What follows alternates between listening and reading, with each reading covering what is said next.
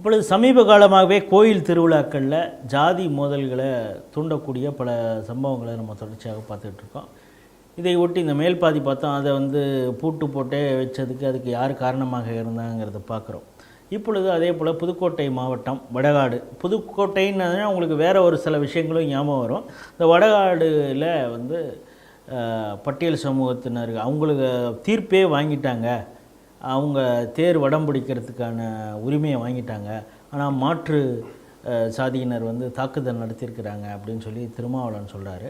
ஆனால் உண்மையிலேயே இந்த மோதலுக்கு காரணமாக திருமாவளவன் பேச்சும் இருந்தது, பொய்யான விஷயங்களை அவர் பேசியதுக்கும் காரணம் அப்படின்னு சொல்லி அவர் மீது புகார் கொடுத்திருப்பதாக தெரிகிறது. அந்த கலவரத்திற்கு ஈடுபட்டதாக விசிகாவினர் ஒரு சிலரையும் கைது பண்ணியிருக்கிற அந்த சம்பவத்தையும் பார்க்குறோம். இன்னொன்று மீடியாக்களில் மாற்று ஜாதி அவர் நாம் தமிழர் கட்சியோடு சேர்ந்து இருக்கக்கூடிய புகைப்படங்கள் அவங்களும் பரப்பிட்டு இருக்கக்கூடிய அந்த விஷயங்கள் பார்க்குறோம். இதை வைத்து இனிமேல் திருவிழாக்களையே நடத்துவாங்களா அப்படிங்கிற ஒரு விஷயமும் இருக்குது. இந்த செய்தியை நீங்கள் எப்படி பார்க்குறீங்க?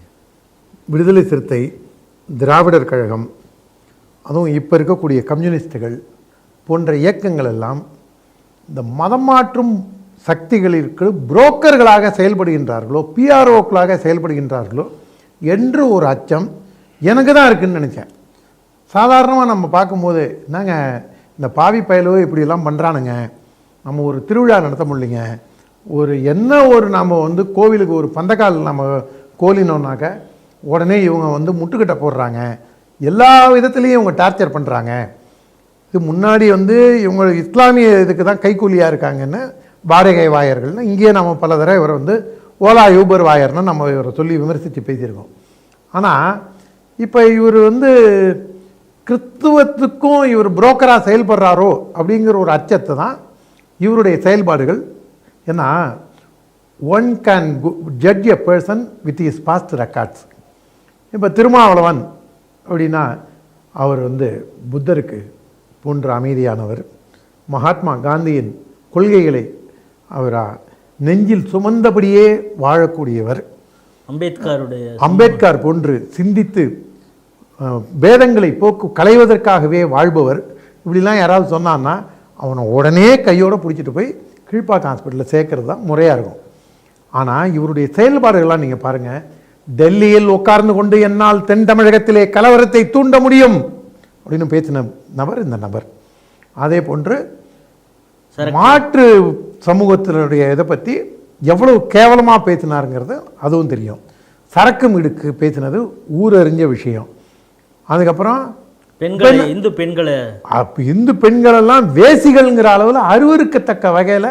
ஆனால் இவர் தான் பெண்ணிய காவலர், பித்தளை காவலர், ஈய காவலர் கூட கிடையாது இவர் பெண்ணிய காவலர் அப்படின்னு இவருக்கு இவரே பட்டம் கொடுத்து இதெல்லாம் பண்ணிப்பார்.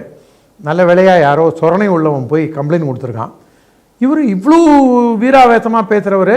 பட்டியலின மக்களுக்கு பிரச்சனை என்றால் கண்டிப்பாக அவங்க பட்டியலின மக்களுக்கு துணை நிற்க வேண்டியது இந்து சமுதாயத்தின் கடமை. தீண்டாமை ஒரு பாவம் இல்லை என்றால் எதுவுமே பாவம் இல்லை அப்படின்னு அம்பேத்கர் சொல்லியிருக்காரு, மகாத்மா காந்தி சொல்லியிருக்காங்க, குருஜி கோல்வல்கர், ராமகோபாலன் ஐயா எல்லாருமே பல பேரும் இதை தொடர்ந்து பிரச்சாரத்தை தீண்டாமைக்கு எதிராக பிரச்சாரம் பண்ணிட்டு வராங்க. அந்த மாதிரிலாம் இருந்தால் கண்டிக்கத்தக்கது. நாமளும் பட்டியலின சகோதரர்கள் கூட நின்று அதுக்காக போராட வேண்டியது நம்முடைய கடமை.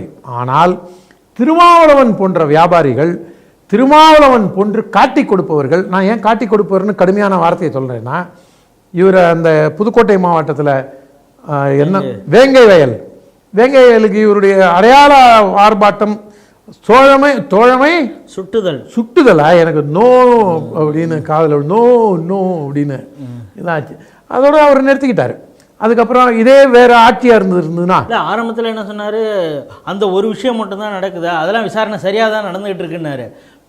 இப்போ அந்த விசாரணை காவல்துறையினர் ஒரு சார்பாக செயல்படுகிறார். காவல்துறை யாரு? வானத்தில் என்ன இறங்கி வந்துருச்சு, ஸ்டாலின் தானே இருக்கு. ஸ்டாலின் சரியாக செயல்படவில்லைன்னு சொல்லக்கூடிய தைரியம், தெம்பு, திராணி திருமாவளவன் இருக்கா? திருமாவளவன் ஒரு வாடகை வாயர் என்பதை மீண்டும் நிரூபித்திருக்கிறார்.